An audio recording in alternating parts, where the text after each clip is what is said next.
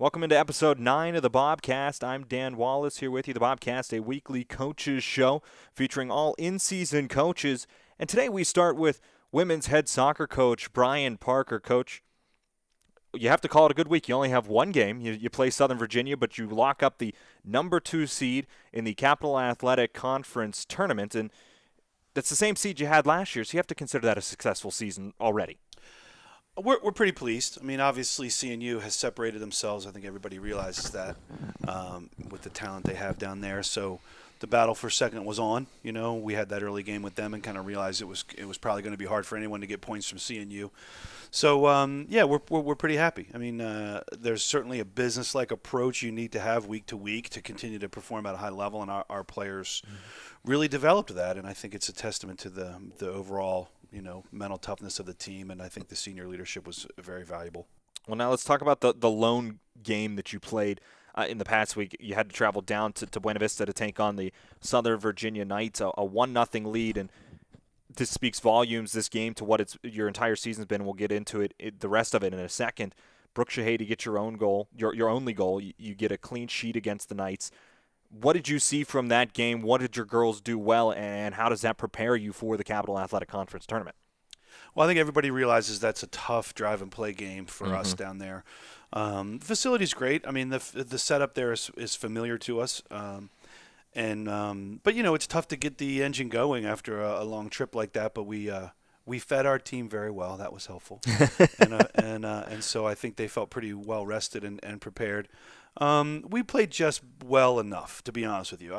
It was not a great performance, but a gritty performance. Southern Virginia certainly has athletes and has some players and gave us a tough time, but we got just enough chances to put one in, and it was a good goal. I mean, it was set up by a good pass, although it was a little bit awkward how it was sort of a back pass that was played, back to Brooke, and she just picked a corner and slotted it in. But overall, just what we needed, I would say. We played just well enough, and I think it was a good way to end the regular season. And this game, the reason I say it speaks volumes to your team this season, Brooke Shahady, she's now scored 7 goals in 5 games, 10 goals on the season, another clean sheet, the 6th clean sheet for your team in conference play. Let's start with Brooke. She's been on an absolute tear these last couple weeks. What have you seen out of Brooke, and what does that do for your confidence as a coach going into the Capital Athletic Conference tournament, knowing that if we need a goal, we've got a player out there that can go and get one? Well, she's a goal scorer. She has a nose for the goal. She loves to score. She's highly motivated. Obviously, trying to just calm her down a little bit and have her sort of process the pressure that's on her and on the ball in the game, and try to select the right kinds of touches and passes is something that I think she's learning, all the time. Her work rate is awesome. Her runs off the ball are very good sometimes, and obviously, if she gets on the ball and gets ahead of steam, she got great, very good change of pace and a great shot. So it's just nice to see her cash in. I'm sure she feels very rewarded after the early part of the season, things weren't going in and weren't going her way, and now they are. So I think it's always great to see a striker sort of be rewarded for the commitment that they're making. I mean, every game, but also throughout the year. And, of course, Brooke only a sophomore, so you get 2 more seasons with her. That can't be said about a lot of your defense. 3 seniors on that back line, a defense that, as I mentioned, has recorded 6 clean sheets in 9 conference games. So that defense, along with your goalkeepers, what have you seen out of that back line, and what makes your defense so difficult to break down? Well, toughness, experience, athleticism. We're pretty good keeping the ball too when we have it in the back. So I think all those things are kind of the killer combination. We've been fortunate, knock on wood, to stay healthy and not have any serious injuries. So I think AJ had to sit out one game at one point. Courtney's, every player in the world is nursing a little bit of an injury at this stage in the college season. But I feel like we've had a really good, consistent lineup back there and been able to really perform at a pretty high level. But being familiar with each other and having that experience is a big part of it. And obviously Emily Faust played the majority of our conference games, I think all of them, and she's been awesome, getting better every week really, and has come up with some big saves when she's needed to. So 3 seniors on that back line. Of course, the only returner next year for that back line will be Anais Ventura. So now you get Salisbury again. Second time in 2 weeks you'll get Salisbury, a game that was won by your Bobcats on October 21st, Saturday, October 21st, a 1-0 win over the Salisbury Seagulls. So you come into this game, you get to host it, you get the confidence of knowing we've already beaten this team. How do you approach the CAC semifinal against Salisbury? Is there anything you do differently than you did the first game, or do you keep the majority of the things the same? Well, in terms of X's and O's, I don't expect a lot to be different. I mean, we've obviously watched them a lot and just watched their recent game, but I think the postseason, so much of it is about just desire. The players that really want to continue their season, are enjoying themselves, enjoying the culture of the team, and just want to keep training and want to keep playing, are going to have a huge advantage. Playing at home is a plus. Familiar surroundings. Fall has definitely arrived here in Western Maryland. Fall? Are we sure it's fall? Yeah.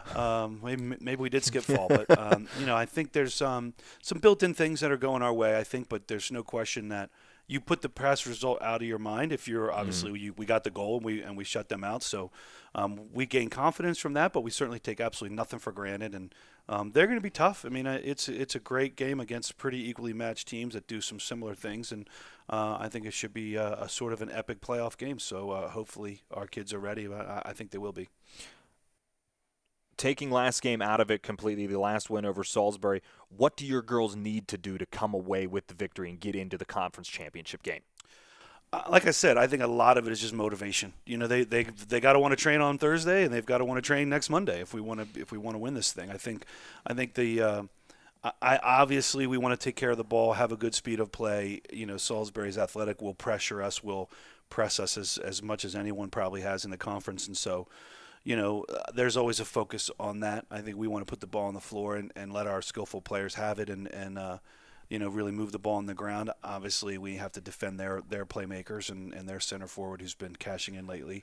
There's a lot of X's and O's that I think we need to make sure we have covered, but I think the teams match up pretty fairly well and pretty evenly in terms of tactics. And so unless they do something unusual that maybe they haven't done lately, I think it should be an interesting game, and we'll see if our players, are in a good mood and can play better.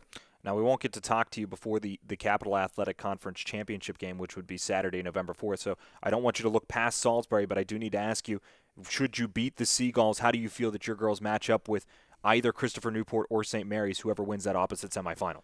Well, we don't begrudge anyone in the conference. It's a great conference. CNU certainly earned everything they've gotten this year, but we would, we kind of root for the Maryland teams. It would be nice to see St. Mary's win because, of course, that would enable us to host if we get to that point. So we'll see what happens. I think what you want is both teams to have to, play a competitive game, play all their players, really kind of show their best stuff and really earn a chance to play in the final.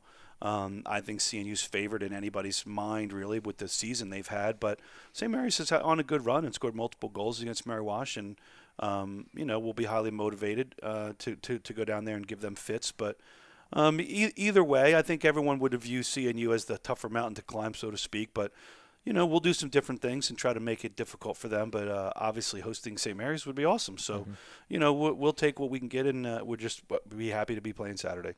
Well, Coach, best of luck to you come Wednesday. We hope to see you playing on Saturday for that Capital Athletic Conference Championship. And either way, we'll talk to you again next Monday. Thanks very much.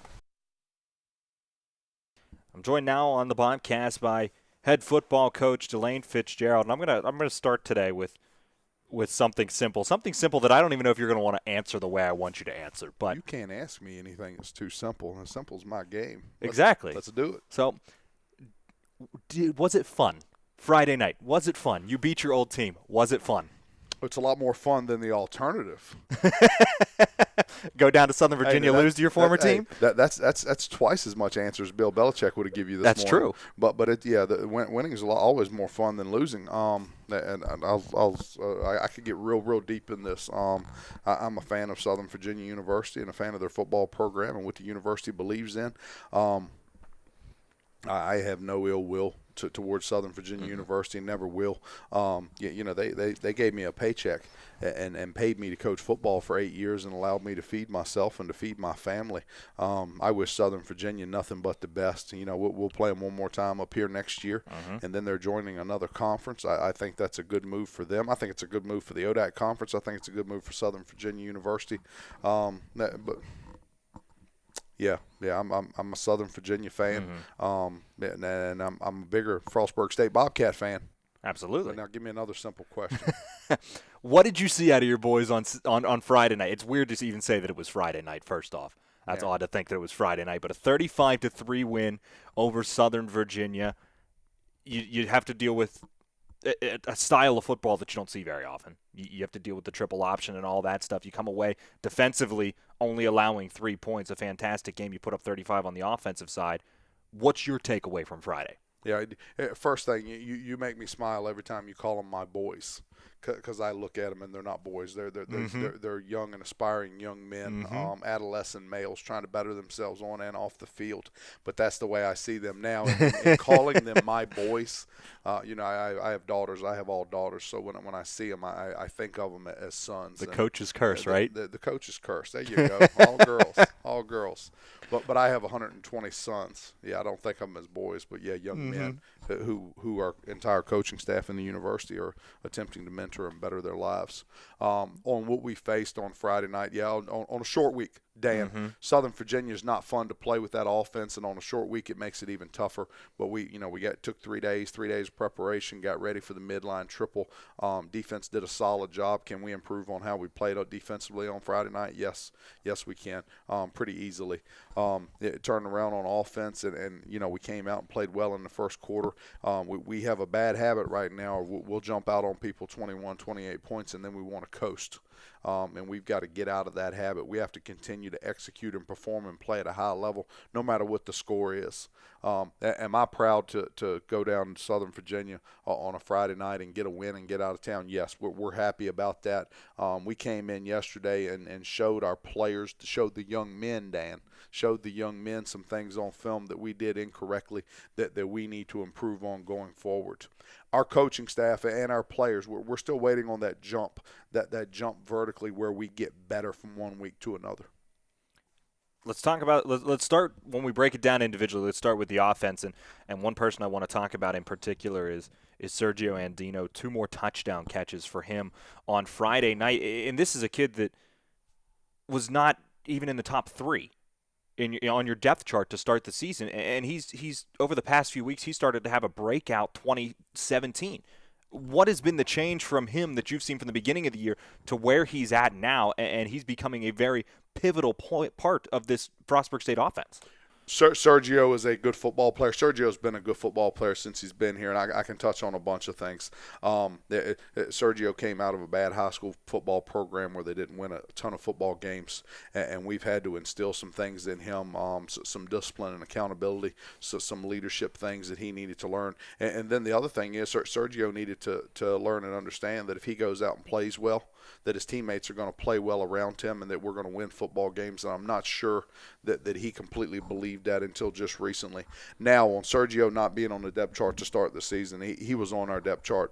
He was a starter all spring, and he was a starter in camp. He hurt his ankle late in camp.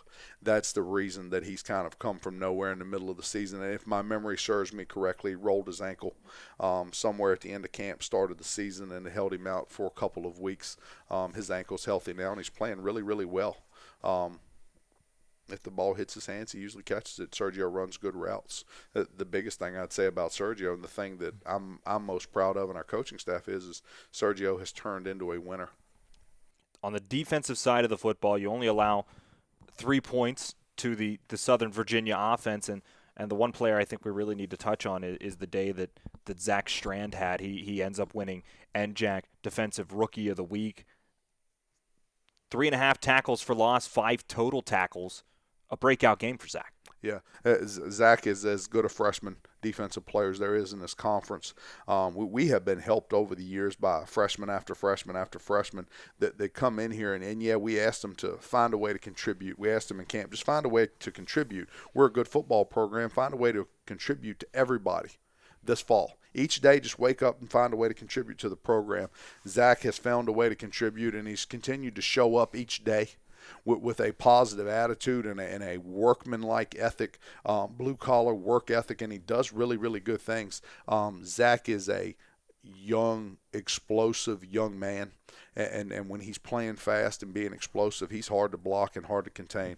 Zach's very deserving of being Rookie of the Week this week defensively. You were talking about the defensive players, the other one, and Coach Kelling, made sure I was aware of this yesterday, is Bokum Vital played very, very well on Friday night. And, if we'd have known, how fresh he was going to look and how fast he was going to play, we'd have played him more than we did Friday night. But he was the other defensive player that played well. Well, you look at the defense as a whole, and I don't think the 3 points that Southern Virginia scored, you look at that and you say that's a fantastic defensive outing no matter what. You only allow 3 points. You don't give up a touchdown. That's not the whole story. Playing a team like Southern Virginia, it's more difficult than one might think when you look at Southern Virginia's record when they run that triple option. And of course, everybody wants to talk assignment football with the triple option and all that stuff. What is the difficulty, the big difficulty with having to deal with that style of offense that you don't see consistently anymore? Yeah, here's that offense plays well into kind of what society has become, and society is about me. Look at me.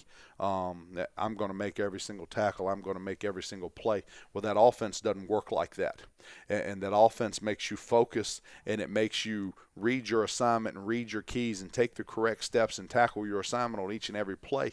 And then as soon as you get curious and try to do a job that's not yours, do somebody else's job, or you get selfish and try to make a tackle that's not your tackle to make it somebody else's, they hit you with a really, really big play. What midline triple team, we'll face another one 2 weeks from now, but what midline triple teams do is they make you dial it in on the mental side of it, and they make you be disciplined and focused for 3 straight hours, whereas the other offenses that are run these days in college football, they don't make you do that. Of course, the other midline triple option team you will face will be the Salisbury Seagulls. That game coming up on November 11th. The Regents Cup coming to Salisbury once again. That game will be played down in Salisbury, Maryland. We have one more game here at Bobcat Stadium before that, the final regular season home game of the year as Kane comes into town. And we were talking about it before we got on the air here that Kane, they had a very good showing this week as they beat the Christopher Newport Captains 27-7. And this is not going to be an easy game for Frostburg State. It's going to be a challenge and a game that of course, we look at it 1 week at a time, a game that you need. What are going to be the challenges facing Kane? Dan, is it pronounced Kane or Keen? I think it's Kane. We think it's Kane. Okay. Well, it's spelled Keen, but it says, I think they say Kane. I get confused sometimes because the people that actually attend there and they don't even know. People that work there is that they'll give it to you different every once in a while, and nothing sounds real good coming out with my accent. But and Kane with Kane, and here's what I'm going to say about Kane, and this will be my line all week is one of, if not the best coached football team in this conference. Dan Garrett and his coaching staff do a wonderful job getting their players ready and getting them prepared to play. Whatever their game plan is week in and week out is usually correct. It's usually the right game plan. That they'll come in here ready to play on Saturday.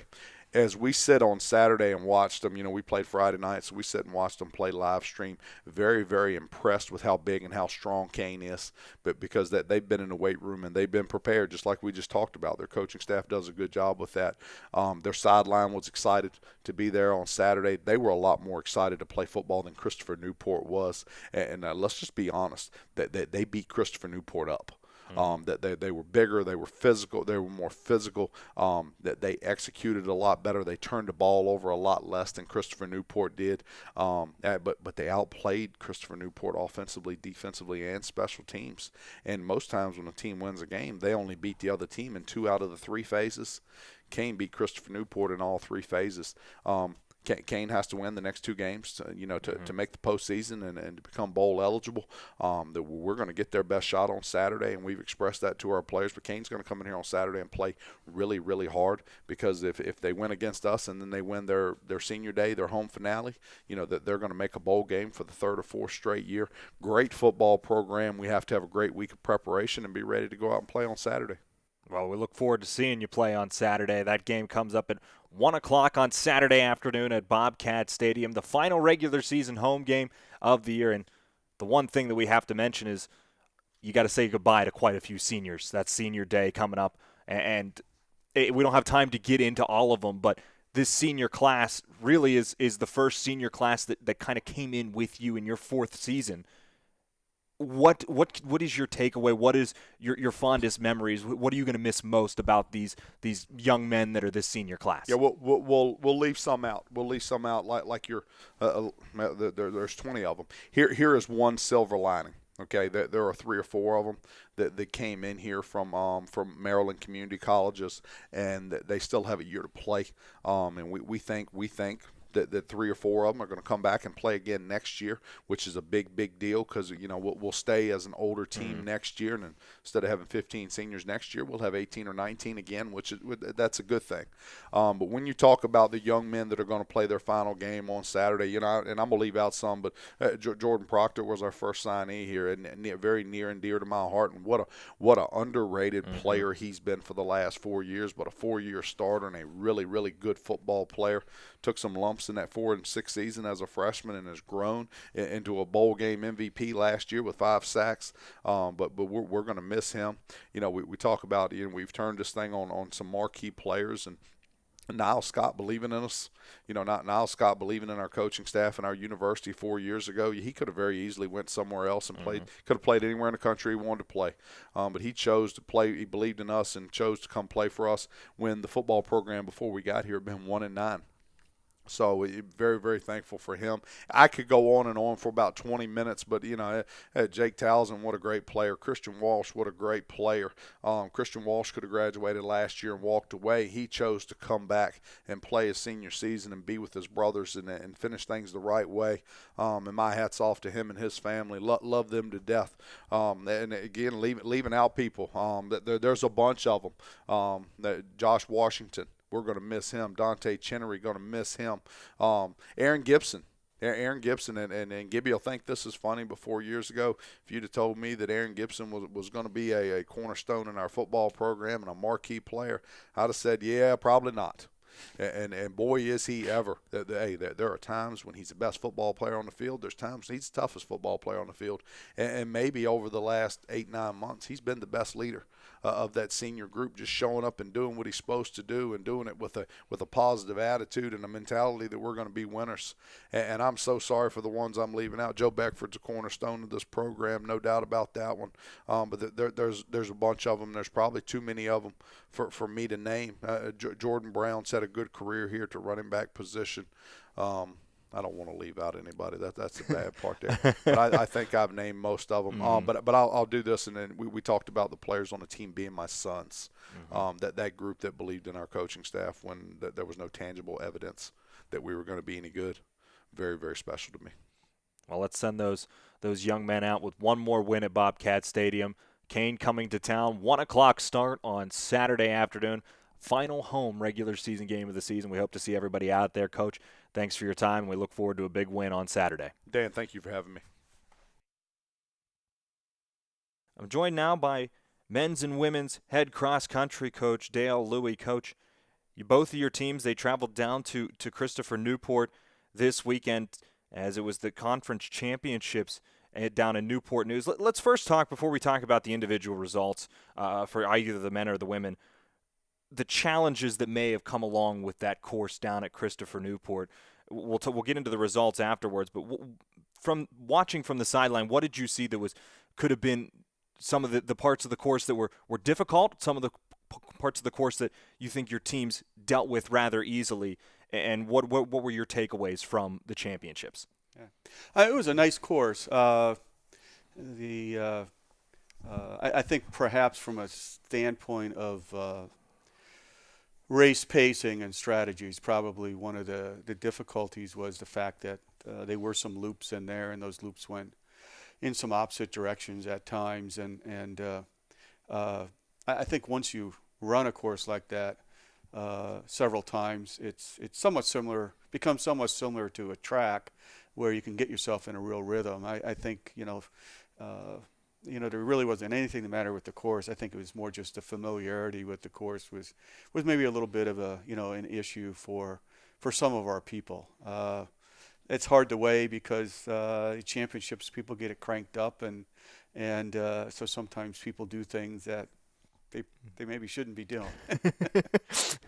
Overall, a very good afternoon for both your boys and your girls. Let's start with the women's team, and The team was led by Lauren Holverson. She was the first finisher. She comes in with a time of 26 minutes and 23 seconds. What did you see out of her watching her run, and what were her strengths for the CAC tournament? What made that course made her have such a great time on that course? What were her strengths? Well, Lauren's had a pretty solid season for us, from start to finish, and frankly, has been one of the big surprises of the season, and a pleasant surprise in terms of her, performances.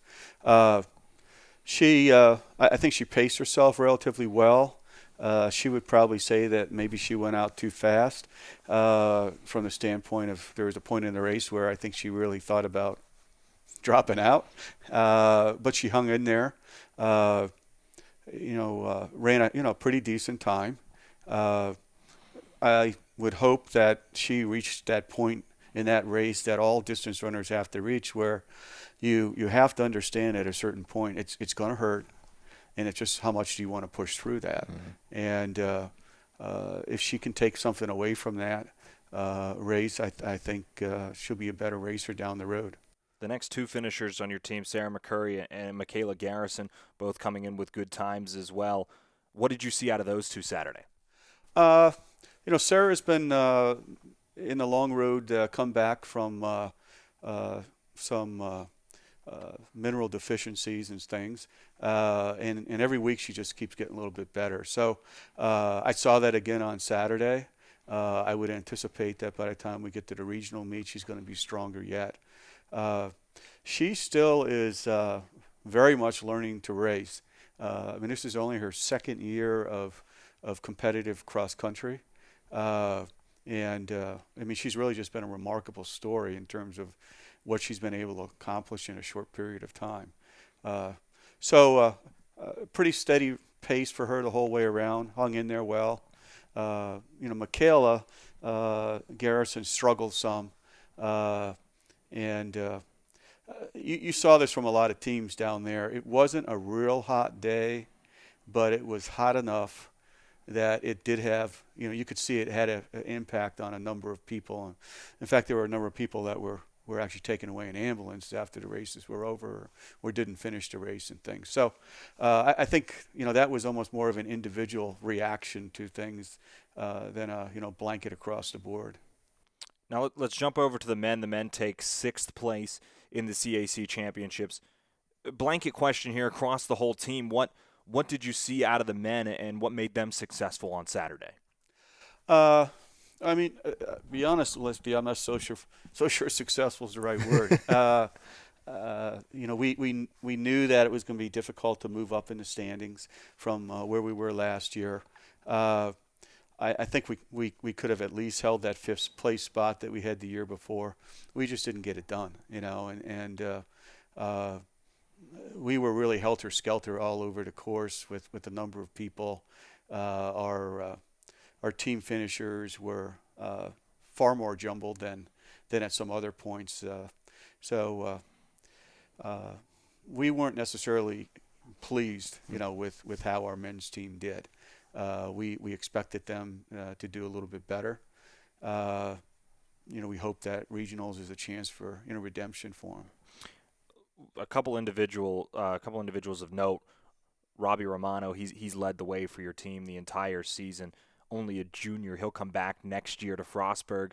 He's made some strides going forward this season from where he was last year. Where have you seen him improve in the 2017 season?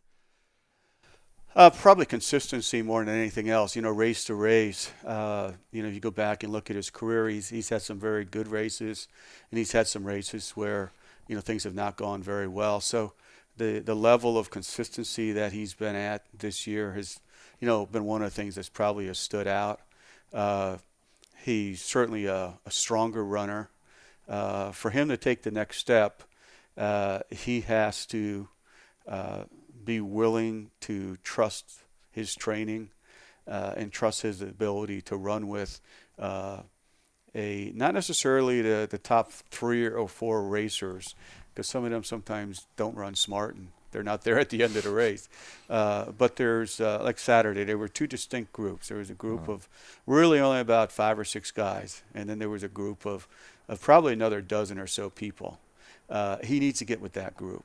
That's one of the things we'll be talking about, because he's got the ability to be with that group and then move up. He's a runner that likes to move up in the race, and that's fine. I mean, we're perfectly pleased with that kind of strategy, but you have to every single runner has to put themselves at the beginning somewhere where they can then maximize, that strategy that they employ.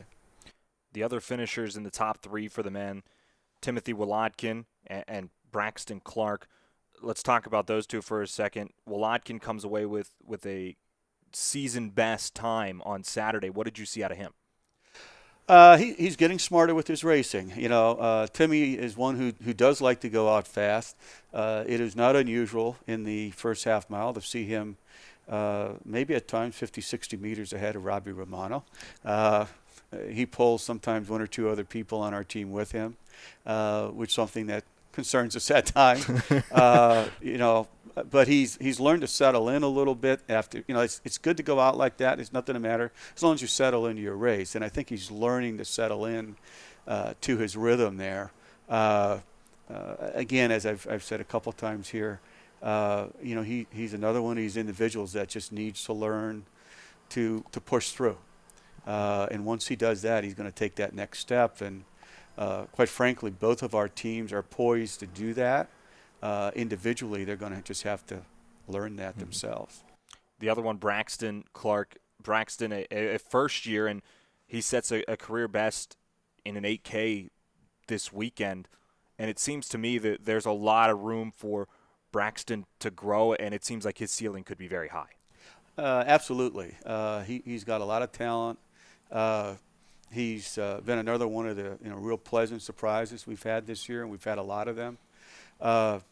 Saturday, one of the things that I really liked out of him was he tried to take advantage of what the course gave him. What I mean by that, there was a point there where there was a slight downhill, and he took advantage of that at a point where he needed to step it up to have a good time, to try to get good plays, and he went after it at a point there, moving towards the 4-mile mark. So that's what I've been talking about here this morning is that our people need to do those kinds of things, and he did that.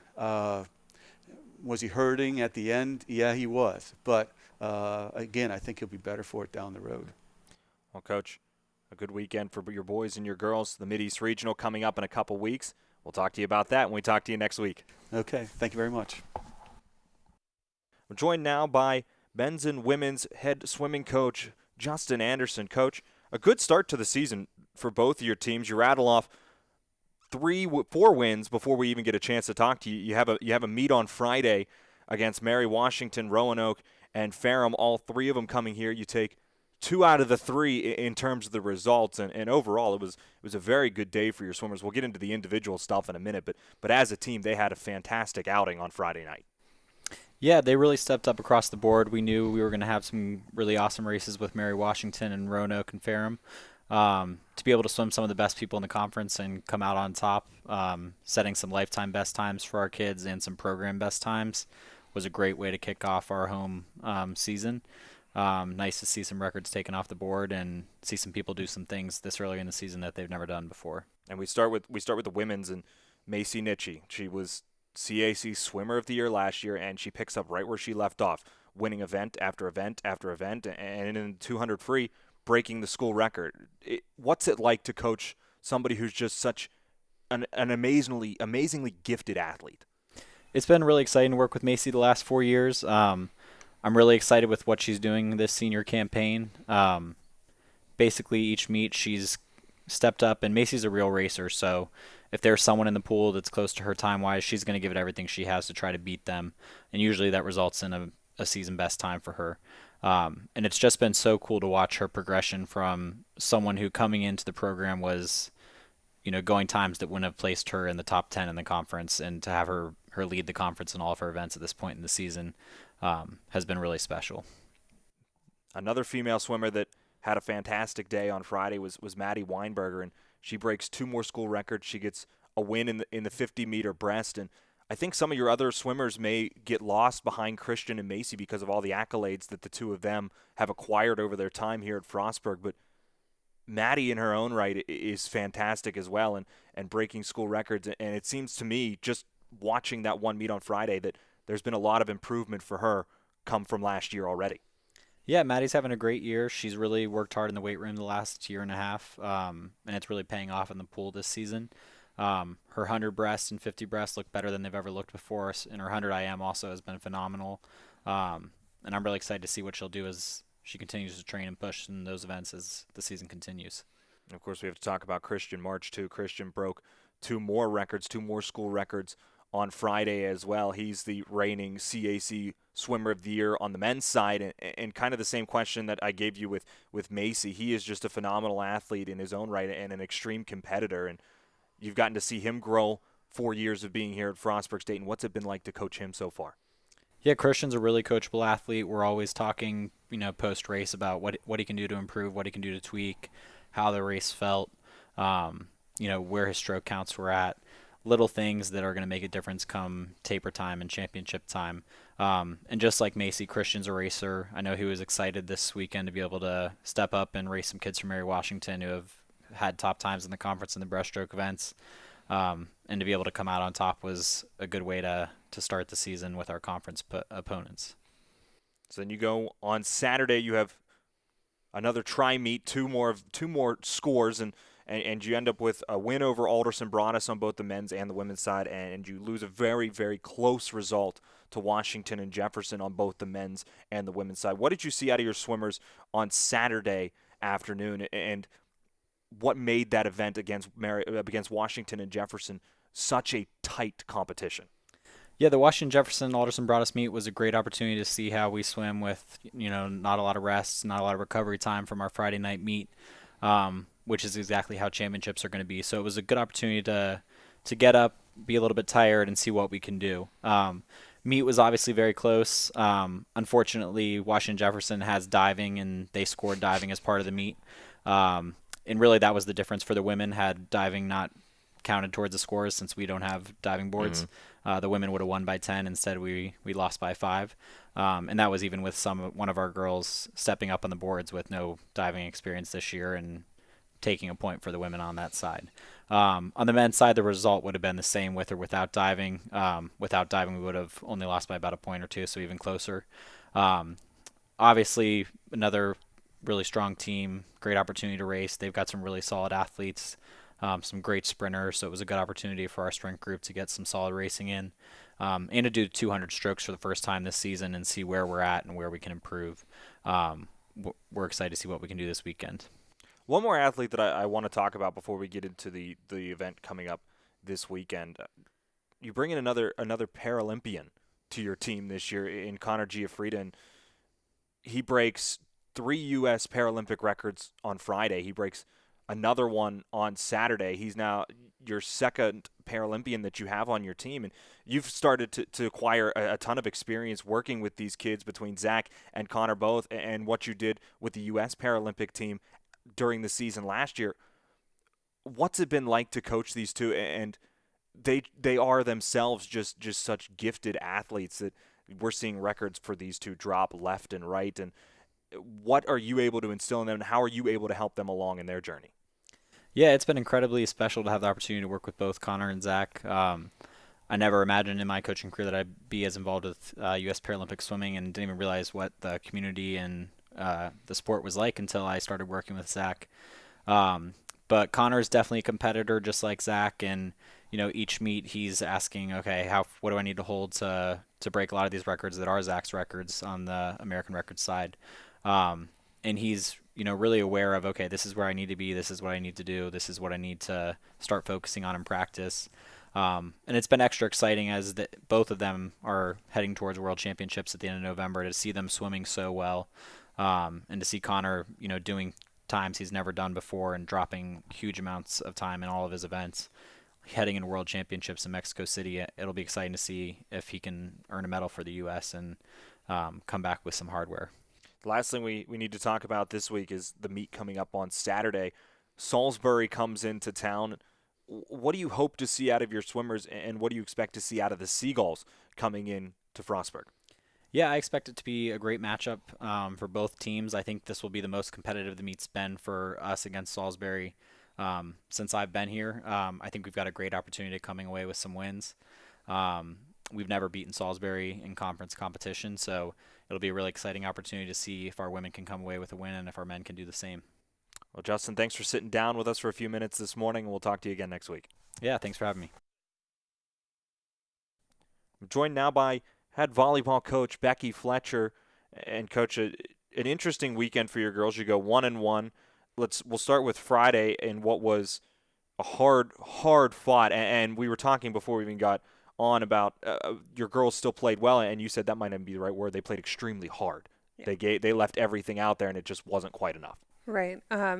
We knew going into Friday that Friday was a must-win for us, and we came out and Marymount was firing on all cylinders, and we took us a little bit to make some adjustments, and then I think the tables kind of turned, and we played really well in the third and the fourth set, and I think the scores really reflect and show that.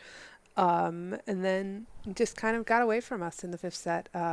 We got down by 1 or 2 early, and then just couldn't come back and figure out how to get those last couple of points for us. And I was following along with it at the same time, and I feel like this was the same for probably everybody that was following along. It was emotional roller coaster. Very much so. Yeah. Watching it, knowing it's a must-win game, watching the first set saying "uh-oh," and seeing the second going, okay, this is even worse, and then the next two, and you're like, oh, okay, it's okay it's now. Gonna be all right. Yeah, there's never it's going to be all right moment with my team.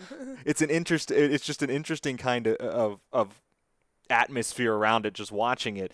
But they played hard, and then you have to go down to St. Mary's on Saturday for a game that really doesn't mean anything anymore for the Capital Athletic Conference, but still your girls, they come away with another win on the season, and probably a good way, especially for your seniors, to wrap up what is your regular season. Yeah, so St. Mary's was interesting. St. Mary's is probably I think a lot of people underestimate them. I think their record doesn't show nearly how good they are. Their coach has become a good friend, and we were talking before the match. She's like, boy, we have just put up some fights and put up some challenges from teams, and we've taken games away from really good teams. But St. Mary's is young, and so they are feisty and they are scrappy, and they did a really great job playing against us, and they made us earn, very much so, and battle for our last win of the season. So, yeah. And another 5-set thriller, and yeah, we talked about this too. It's an exhausting weekend, first off, with 2 5-set games, but 4 5-set matches in conference play, 9 overall on the season. First off, it's got to take a emotional toll, a mental toll, and a physical toll to just be playing that much extra volleyball throughout the course of the season. Yeah, lots of overtime for us. It's funny, we called a timeout, and I'm pretty sure we were down 14-13 in the fifth set against St. Mary's, and I was like, well, we've been here before. We've been here a lot before, and we talked about how when we go out after another coach calls a timeout, we're going to win the point after every timeout. And they went out and they did that, and we served really tough and played some great defense behind it. And luckily, we came away with a win. Another hard fought, hard battled, and I can say a lot about the culture of my team and the process we've been working through. They've worked really, really hard at making sure that they can leave it all on the court, and making sure that, in practice, we're working on making sure we're taking the right steps to make sure that our end result is what we want. We're not worried about the end result in August and September. We're worried about the end result in October and November. And I think they did a really great job of doing that this weekend. And so now we're getting into a point of the season where it's a little bit almost of an interesting point, just because you don't know what's exactly next, and right, with you're out there still for a bid for the ECAC, and you don't know yet. You won't know that until a little bit down the road. So let's talk about this season as a whole, and it's been a fun season. It's been great. It's been an emotional season, it is. up and down, and when you look back at this season, what are going to be some of your fondest memories, and what do you take away from this season heading into next year? So I have an amazing group of young women on my team that really are just a lot of fun to be around. They're fun to coach every day in practice. They're fun on the bus. They're fun in the hotel. They're just a great group of people. So for me, I always say that when I'm out recruiting, that to me is the most important thing about recruiting is that I have great people and then great students and then great volleyball players. And my 7 seniors have set an exceptional standard of what I expect from my team. And I think that if you talk to any one of them, and they might be a little bit beat up physically right now, but I think they had a blast of a season and a really great time. And I think there are a few games here and there that we wish we could have won, but I think that there are very few times that we can say, wow, we could have tried harder. And I think that's very important. And those 7 seniors, of course, Zoe Harris, Maddie Torres, Jessica Bugtong, Naya Cheatham, Lindsay Sapura. You go down the list, Carly Grimes, Sabrina Roberts. It's going to be, first off, tough to say goodbye to this almost core group of what Right. you've built your program around, but at the same time, you have to move forward. Right. What do you do in the offseason knowing that you're losing 7 core pieces of your volleyball program? What do you do recruiting, and how do you prepare for next year, losing those girls and looking forward to what can be with this program? Right. So, we do lose 7 really great people and great volleyball players, but the underclassmen have very much played huge roles in our season this year.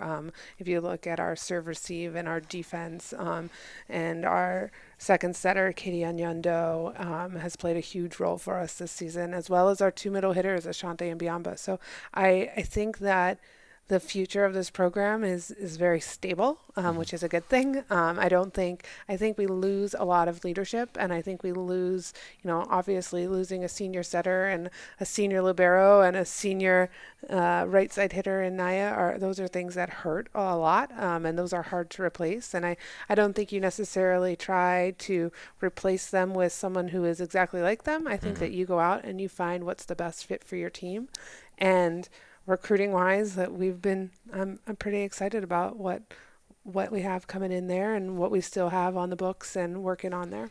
And I think what you said right there, stable, I don't think stable is a word that a lot of coaches who are losing 7 seniors can look at their roster and say. And I think that speaks volumes to the recruiting that you have done and the players that you have, the underclassmen that you do have on this roster. Looking forward to next year, when you look at the recruiting process, you already said you can't replace some of these girls. You just, it's simple as that. You can't. You have record setters on this team. Yeah, a lot of them. What is, to you, the biggest need going into next year, the biggest area that needs to be addressed? Well, I think that we lose a lot of offense, obviously. I think, Lindsay as a libero has been so consistent, and, she holds our dig records. I think she's over 1,900 digs in her career. We were talking about it yesterday, and that's hard to replace. But she has done a great job of molding and shaping the DSs that are below her in the Corys and the Hannahs and the Katie Lows. So she's done a great job at showing them what they need to do.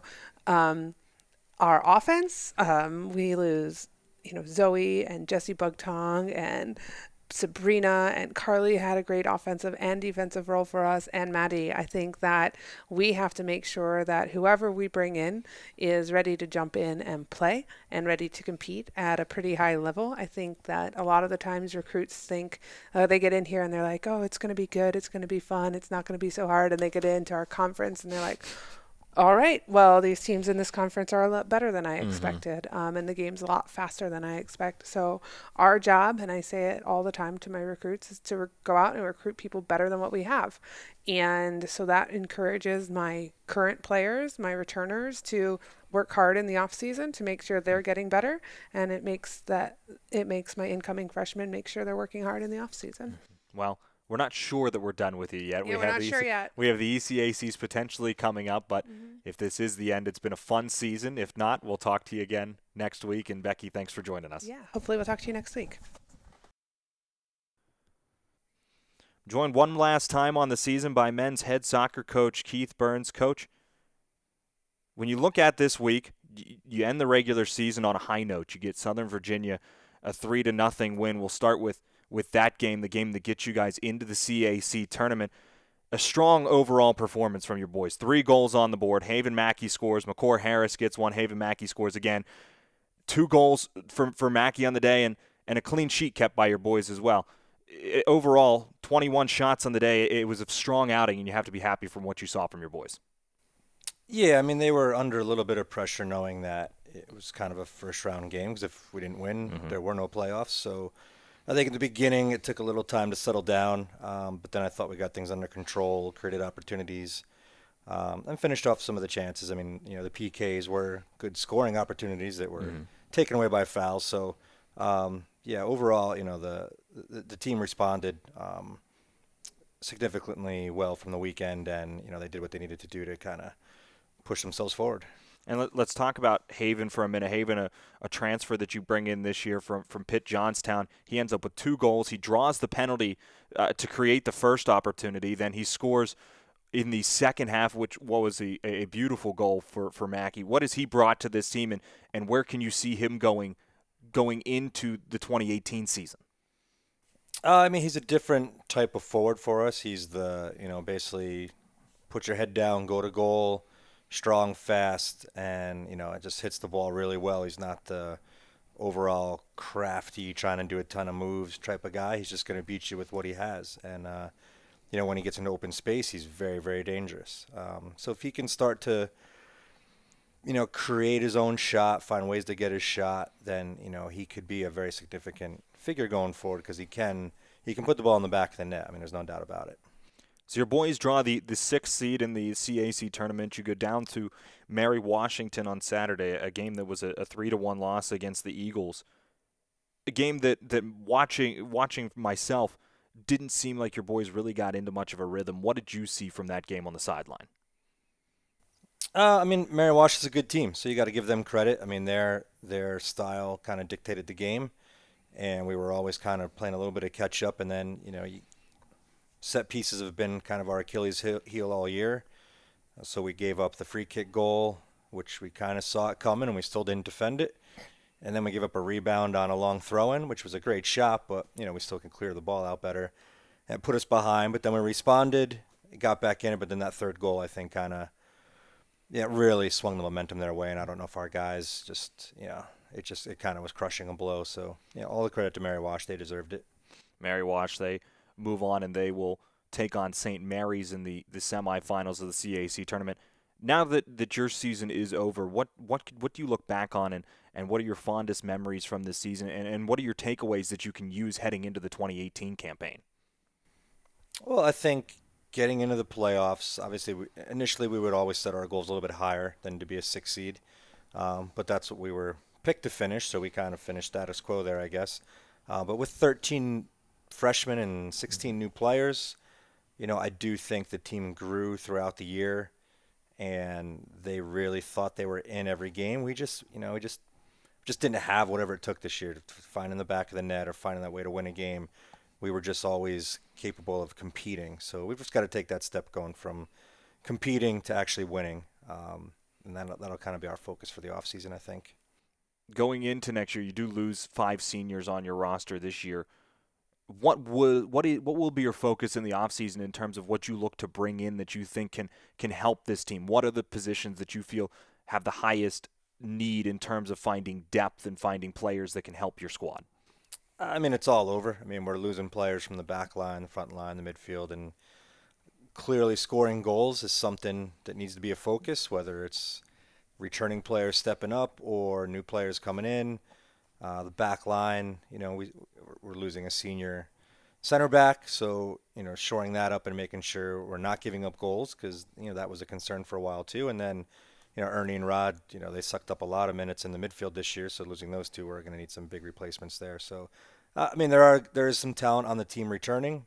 Guys need to take ownership of those roles and try to make it their own. Otherwise a new guy's going to have to come in and do it. With what you have on the squad right now, looking ahead to the 2018 season, what do you think is the early outlook of what we can expect to see out of your team come the 2018 campaign? I think a hungry team, a team that got a lot of experience and didn't like the taste of losing competitive games. So hopefully that'll kind of give them the fire they need for the off season and put the mindset right for next fall. And I think the talent's there again. I think just being mentally stronger, knowing how to win is a big piece. So hopefully we can start to get there. All right, Coach. Well, enjoy your off season. We'll see you again in about 9 months when the 2018 campaign gets underway. Thanks for joining us this year. All right, thank you. I'm joined now by head field hockey coach Caitlin Borman. Coach, your season's finally come to an end now, but we have to talk about the 2 games that ended the season first. We start with the game against the Wilson College Phoenix. A very good game for your girls, a game that they showed their strength. They showed what they can do. 23 shots on goal. They put 3 in the back of the net against the Wilson Phoenix. What did you see from that game, and what can you take from that game now that the season is over and use going towards next year? I thought that game definitely got physical towards the end, and our girls did a very good job of keeping their cool and keeping their composure. All year we've talked about controlling the controllables, and I thought that our team did a nice job of doing that against Wilson, and that's why we were able to get the win. So. Ivy Meisner, Sam Schaefer, Kara Morrell with goals. Ivy, 2 goals in your final 2 games, and we'll get to that York College game in a minute, but you lose Ivy after this year. You lose Ivy Meisner after this season, and what she's brought to this team this year, she's been a spark plug, an energizer for this team in the midfield. It's got to be hard to look at her and say, I'm not going to have her on my team next year. Yeah, she's done a fantastic job for our team. She's just really been one person that's just given effort play after effort play after effort play. And yes, it's going to hurt not having her next season, but I think that people will look at what she was able to do this year and be like, wow, she gave 100% effort all the time, and had good results. So if I can do that, I should have the same sort of results. She had the lone goal against the York College Spartans. And I want to talk about that game for a second because your team came out on the wrong end of a 3-1 scoreline against the number 17 team in the country. But watching it from up above in the press box, that seemed to me is one of the best games that, as a whole, your team played on the entire season. When you look at it from the offensive side, you did generate some scoring opportunities. The defense was phenomenal. Savannah Newbert is towards the top of the country in defensive saves, and Nicole Leedy stood on her head again. You have to be incredibly proud of what your team did against a top level competitor in York. Yeah, the York is fantastic. Their attacking unit is great. They have 2 of the top leading goal scorers and point scorers in the conference right now. So we knew that was going to be a tough unit. And, we just came into this game saying this is the last time we're ever going to be the same team again. This is the last time we'll ever have the opportunity to play as this team ever again, regardless of if you're a returner or not. So we were just looking to put it all out there against York and give our best effort, and we really did. And I was proud of the girls and what they were able to accomplish against such a great team. 20 saves in total for your girls between Nicole Leedy and the ones that Savannah Newbert's knocking off the line on 23 shots. A heck of a night for the Bobcat defense. And now we come to the end of your first season in charge of the Frostburg State field hockey team. And as the head coach, what do you take away from this season? What do you move forward towards next year? And what do you remember? What will be your best memories about the 2017 team? I am, again, just proud of what the girls were able to do. I came in and changed a lot of things, especially in the mental game, and I think they done a really good job of just changing that mentality of what they are able to accomplish. And I'm just looking forward to moving forward this off season with those changes. Obviously, towards the end of the season, we did a good job of moving forward mentally. So just looking forward to seeing what our strength and conditioning coach can do with them in the off season. Now, being a first-year coach, you didn't get to do much of your own recruiting for this season, and knowing who you're losing and what you have coming back, as a coach, what do you go out and what do you look for to bring in to help this team for 2018 and beyond? Yeah, we definitely need a goal scorer for next season. We look to have Gabby Verhoeven back, but she definitely needs some help up there in the forward line. We'll have Holly Van Wee back. Molly Pickard was doing some fantastic things towards the end of the season, so we're excited to have her back as well. But yeah, goal scorer is definitely one. Just athleticism all over is what we're looking to bring in. Numbers, since towards the end of the season, we're only operating with 2 subs, so that kind of was hurting us. And then need to bring in a goalkeeper as well. So we already have 2 committed, so I'm hoping to bring in a lot more going into this off-season recruiting. What do you do, too, in the offseason with the players that you have here? I know you'll be able to practice with them again in the spring, but in the time between now and when you actually get to see this team again, what do you instill in your girls that you hope they do on their own, or even with some of your coaches when they have the opportunity to do it, to better the team and get ready for next year? Yeah, so I'm hoping that they will get together at least once a week on their own to go in an auxiliary gym, or if it's nice outside, to go outside and just play against each other, just to keep the team morale up and to obviously get some other stick work skills in. And then just looking for them to really spend a lot of time with Luke, our strength and conditioning coach, so we can be a little faster and fitter for this upcoming 2018 season. Well, Coach, we look forward to the 2018 season, and we can't wait to see your girls back out there. A good season in your first year as the Bobcat head coach, and we look forward to many more with you at the helm. Thanks.